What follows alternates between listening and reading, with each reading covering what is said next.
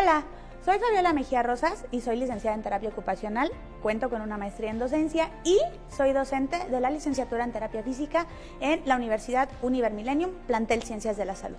El día de hoy les voy a hablar de una patología que es muy común dentro del ámbito de la rehabilitación. Esta patología se llama parálisis cerebral. Este término viene desde hace mucho tiempo y ha sido revisado a lo largo de diferentes programas académicos, entre ellos el de nuestra universidad. ¿Qué es la parálisis cerebral? La parálisis cerebral en específico se considera como una lesión en un cerebro inmaduro, pero esta lesión va a ser de tipo no progresiva. ¿Esto qué significa? Imagínate que te das un golpe en una zona de tu cuerpo y esa lesión, si no le vuelves a pegar, pues va a quedar de esa manera, ¿sale? En el cerebro ocurre algo similar. Ocurre esa lesión cuando tenemos un bebé que está a punto de nacer, que puede ser prenatal, cuando está naciendo, que sería perinatal, o cuando ocurren los primeros 3 años de vida, que sería de tipo postnatal. Entonces, ese cerebro que todavía está madurando sufre un daño. Puede ser porque le falta oxígeno, que es lo que se conoce como hipoxia, o también puede ser por que se haya, en el momento de la salida del canal vaginal o en el momento de la cesárea, pues que bueno, ese cambio entre un medio acuoso al medio natural que tenemos todos, pues le haya generado alteraciones del oxígeno o que de repente cuando están chiquitos haya tenido una inflamación de las meninges. Las meninges son las capas que recubren al cerebro. Entonces, cuando tienen una meningitis, que recuerden que itis es inflamación y meninge de las meninges, pues cuando se inflaman las meninges pueden presionar ese cerebro inmaduro y también darnos este daño. La parálisis cerebral generalmente la ubicamos como una lesión que está únicamente en la corteza y que nada más nos va a dar la patología de la espasticidad, o bueno, el signo de la espasticidad. Hay que recordar que no es así. Nosotros tenemos 3 tipos de parálisis cerebral dependiendo de cómo se representa en el cuerpo. Entonces, una de ellas es la parálisis cerebral de tipo espástica. Esta parálisis cerebral hay que tomar muy en cuenta que no hay que decir que es rígida, porque muchos decimos, es que el músculo está rígido. No, realmente no es que esté rígido, es que es un músculo donde su tono no se activa de la manera adecuada. Y si lo analizamos desde el punto de vista biomecánico, recuerden que tenemos músculos que son agonistas y antagonistas. Músculos que cuando uno hace una contracción, el otro, que está del otro lado, tiende a relajarse. En el caso de la parálisis cerebral, esto no ocurre. ¿Por qué? Porque como el daño está en la corteza, pues lo que vamos a tener es que no reconoce un estímulo de entrada, no lo integra el cerebro y la salida, pues no sabe cómo hacerla. Imagínate que es como si tuvieras un cable de luz, ¿no? Y tienes a tu apagador y tienes a tu foco. Tu receptor, que sería tu apagador, está bien, o sea, tu piel está bien, recibe el estímulo. Luego tienes a todo tu cable, que en este caso serían los nervios. Entra muy bien la señal, pero cuando llega a la corteza, que sería el foco, la corteza no sabe cómo integrarlo, no sabe qué hacer, porque no tuvo esa maduración por el daño que tiene. Entonces, como tiene este problema, pues no integra el estímulo y automáticamente los músculos pues se contraen, ¿no? Esa contracción aumentada se conoce como hipertonía y nos va a dar la espasticidad. Esta es la parálisis cerebral de tipo espástica. Vamos a tener otro tipo de parálisis cerebral. Este tipo de parálisis cerebral se llama atáxica. La ataxia predominantemente se reconoce en el cerebelo. El cerebelo es una estructura que se encuentra precisamente en la parte posterior, que tiene una forma como de un brócoli o de un arbolito de la vida. Es muy importante esta estructura porque es como un cerebro chiquito. No tiene reacciones pensantes, pero tiene reacciones muy específicas para darnos equilibrio, para darnos control de movimiento, sobre todo la parte coordinada, y para darnos tono muscular. Cuando nosotros necesitamos tono muscular, pues es para todas las actividades. Nosotros tenemos un cambio de tono. Si me voy hacia un lado, vean cómo se activa todo el tono para que yo no caigo o que no caiga, y si me voy para el otro lado, se activa el tono del otro lado. En la ataxia vamos a tener un problema de esta respuesta del tono. Entonces, nuestro paciente pues va a tener estas alteraciones de tono y va a tener alteraciones en la parte de los movimientos coordinados. Esa es la parte de la parálisis cerebral de tipo atáxica. Tenemos un tipo más, es la parálisis cerebral de tipo atetoide. Aquí vamos a hacer como un paréntesis bien grande porque hay que tomar en cuenta que la ataxia y la atetosis o atetoide se establecen en un rubro que se llaman discinesias. Dis, recuerden que significa alteración, y cinesia es movimiento, entonces es una alteración del movimiento. En el caso del cerebelo, el cerebelo no genera movimiento, pero sí lo controla, entonces nuestro paciente va a poder generar movimiento, pero no lo va a controlar.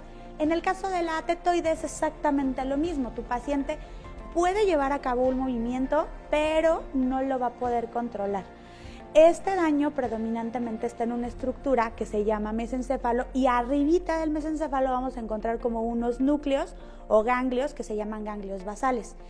Estos en específico se correlacionan entre sí porque lo que nos van a dar precisamente es este control del movimiento, ya sea para flexores, para extensores, para activar unos, para inhibir otros. Y en el caso de la tetosis o de la parálisis cerebral de tipo atetoide, pues lo que vamos a encontrar precisamente es pacientes que tratan de generar el movimiento pero que no lo pueden controlar, ¿sale? O sea, como que llevan un brazo y ese control del movimiento pues no se encuentra presente.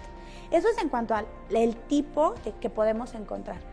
También tenemos otra división de la parálisis cerebral que es muy importante tomar en cuenta, que es por la parte topográfica, dónde está el daño. Generalmente lo utilizamos para espasticidad porque en la parte de la atetosis y de la ataxia se suele encontrar en todo el cuerpo, pero para la espasticidad podemos decir que puede ser una monoparesia, que es una afectación del movimiento de un solo miembro, por eso es mono.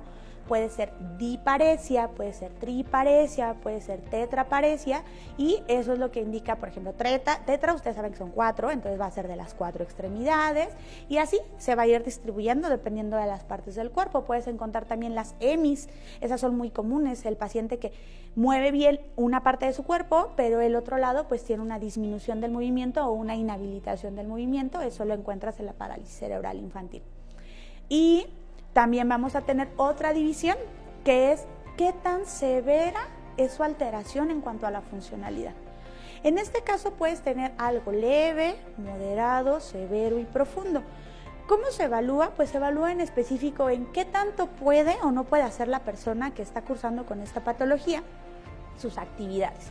Yo como terapeuta ocupacional siempre les digo a la parte de terapia física que nosotros no podemos encargarnos solo del movimiento, o sea, decir, ay, bueno, es incapaz de caminar. Sí, no puede caminar, pero ¿qué más no puede hacer o qué sí puede hacer? Y aquí es en donde entran todas las valoraciones, ¿no? Las valoraciones de los arcos de movilidad, del tono, del equilibrio, del cambio de postura. Entran las valoraciones específicas ya de las actividades de la vida diaria, donde se juntan todos los equipos interdisciplinarios que pueden trabajar con este tipo de personas que cuentan con la afectación de parálisis cerebral. Y así el terapeuta físico puede tener todas las herramientas necesarias para decir, a ver, este paciente tiene una hemiparesia espástica de grado moderado. Puede hacer algunas actividades, otras no, pero solamente está un lado dañado, y ahí entra la magia de la terapia.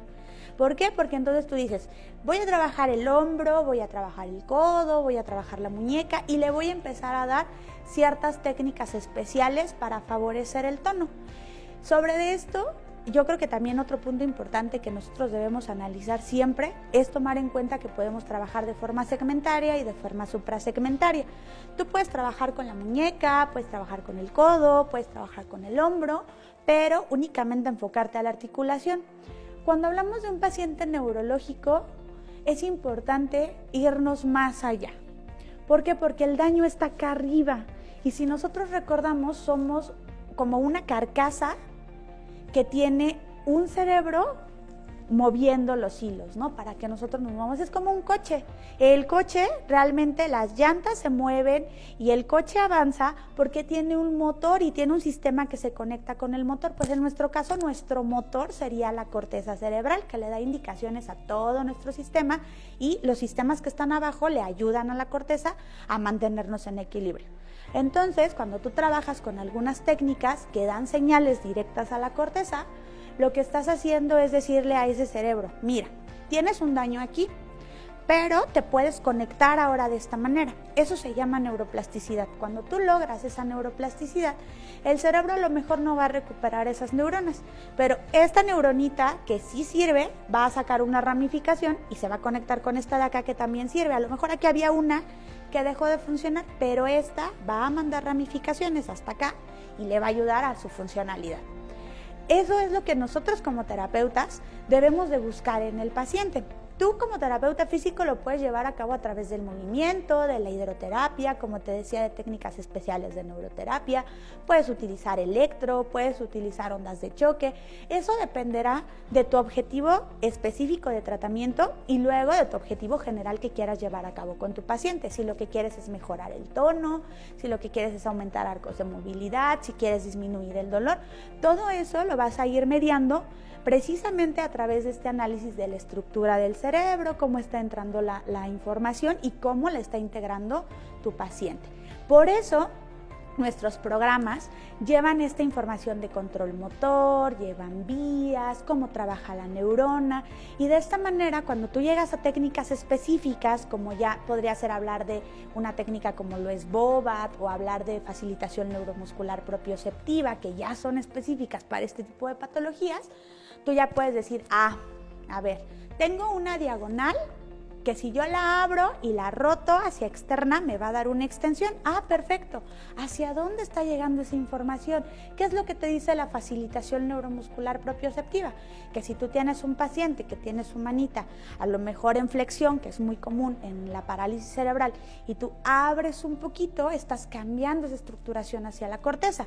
Y si rotas un poquito, estás mandando más señales hacia diferentes partes del cuerpo. Esto muchas técnicas lo ocupan y se llama irradiación.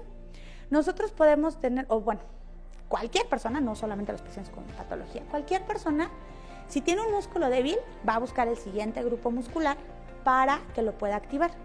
Si yo me pongo fuerza aquí en la frente y trato de llevarme hacia enfrente y no gano, voy a empezar a activar más músculos. Lo mismo va a pasar si me hago hacia atrás. Voy a empezar a sumar más músculos porque no puedo vencer esta resistencia. Lo mismo puedes aplicar con tus pacientes, esto se llama irradiación y estás mandando señales hacia la corteza, además de señales a niveles inferiores como lo es la médula espinal, como lo es el tallo cerebral y como lo es el mesencéfalo. Por eso es importante que cuando tú trabajes con alguna patología, la analices desde el punto de vista propiamente de la anatomía. ¿Dónde está el daño? Que después veas la fisiología, cómo funciona. ¿Cómo funciona ese daño? ¿A quién está generándole ese problema y en qué le está afectando en su función? Ahora, después de eso, ¿cómo se representa en la parte topográfica? Biomecánicamente, ¿qué no me deja hacer o qué no me permite? Y sobre de eso, ahora sí, ya sé que no funciona, ya sé que no está haciendo su actividad, ya sé cuál es el movimiento que está alterado. Y puedes empezar a pensar en todas las gamas de tratamiento que puedes empezar a aplicarle al paciente. Por eso es tan importante que tomemos en cuenta estos aspectos. Y muy aparte del paciente con parálisis cerebral, lo puedes aplicar en cualquier persona porque todos contamos con sistema nervioso. Entonces todos tenemos un cerebro, una médula, todos tenemos nervios.